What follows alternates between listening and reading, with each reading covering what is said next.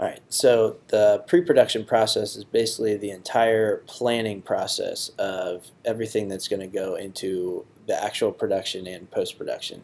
So the main steps for this is the project proposal, which is basically the pitch, you pitching your idea to someone who's going to most likely going to fund your production in the first place. So it's a quick statement to grab the person's attention and make them know that that they can make money off your production. So then there's the premise, which is pretty much a concise statement that kind of sums up the why or the purpose of your production and who is going to view it, basically the audience. And then there's the synopsis, which is a short paragraph that kind of defines the theme. It kind of takes the audience through a quick journey of what it's actually going to feel like, and kind of gives them a taste for the story. And then you have the treatments, which basically is a super detailed summary of the plot and the characters and each scene and the different parts of the actual production. So basically the beginning, middle, and end. So you're going to have the build up to the climax. You're going to explain the climax, and then you're going to explain what happens as it comes down.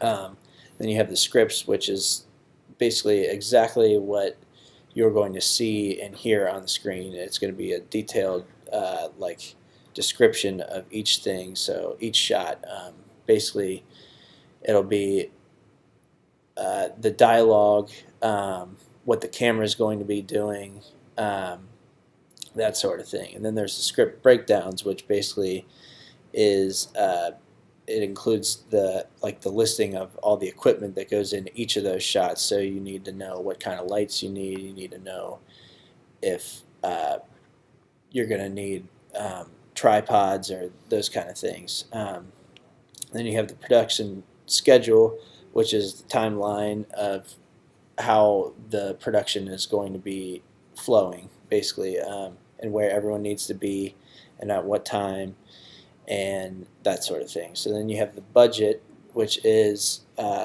basically a summary of all the funds that you're going to need to be able to pay for all this. And usually, sometimes a lot of people like to go a little overboard with that just so that they're not coming up short, which would be a bad thing. And then there's the storyboards, which is the actual sketches of each composition of the shots that you're going to grab. So basically, you're going to sketch out little scenes, usually with pencil or pen, but it'll show exactly what the compositions are going to look like, if it's an over-the-shoulder shot of a guy or a two-shot or those kinds of things. So that's the pre-production. And pre-production is needed because if you didn't plan anything out and you went out with cameras and all kinds of equipment, you would have no idea where you were going. It would take forever. You would it would take way longer than it should.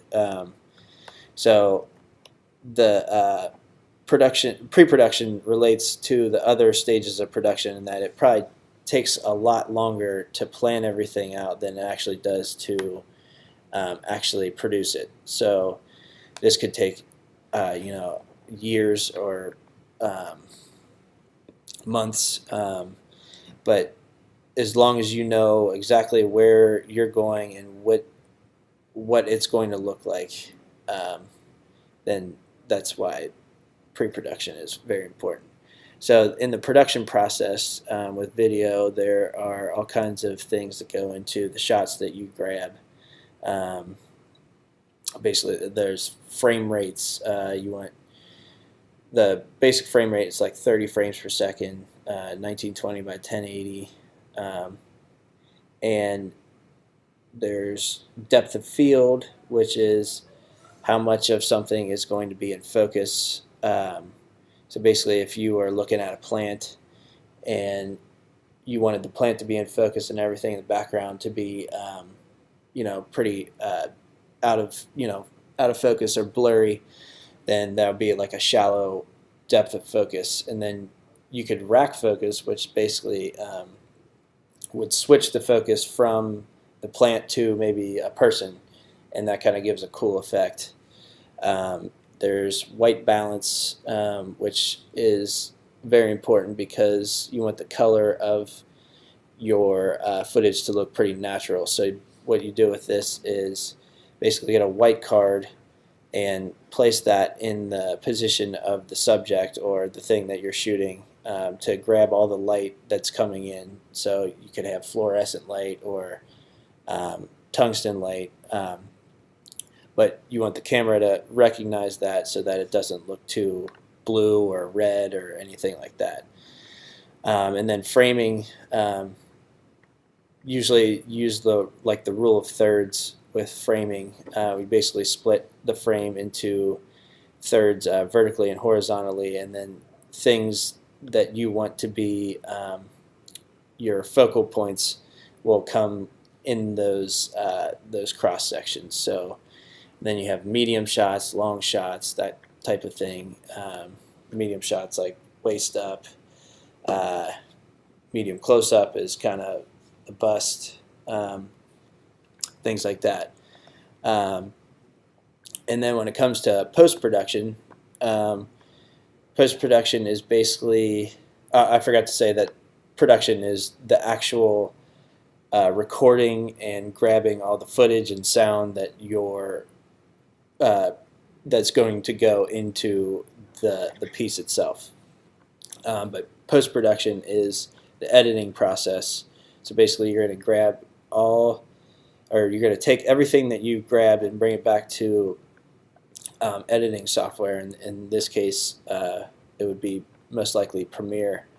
And what I like to do if I have enough time after shooting is to label each shot, get rid of the bad ones, label each of the good ones and what's happening in each one, so that I don't have to go through and look at each single thing when I'm in the editing process. So I usually create a bin, and then within those bins there's clips, and when you click on if you double click on the clips, the footage will come up in the source footage, which is usually a top left screen in Premiere.